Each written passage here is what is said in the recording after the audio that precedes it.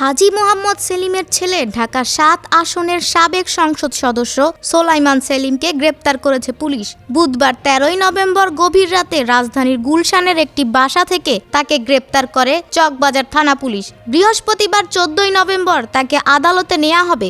জিজ্ঞাসাবাদের জন্য রিমান্ডের আবেদন করা হবে বলে জানিয়েছে চকবাজার থানার ওসি। চকবাজার থানার ভারপ্রাপ্ত কর্মকর্তা ওসি রেজাউল হোসেন এ তথ্য নিশ্চিত করেছেন। তিনি বলেন, চকবাজার থানার একটি হত্যা মামলায় তিনি এজাহারভুক্ত আসামি। তিনি গুলশানে এক আত্মীয়ের বাসায় আত্মগোপনে ছিলেন। গোপন সংবাদের ভিত্তিতে বুধবার দিবাগত রাত ৮:১৮টায় চকবাজার থানা পুলিশ সোলাইমান সেলিমকে গ্রেপ্তার করে।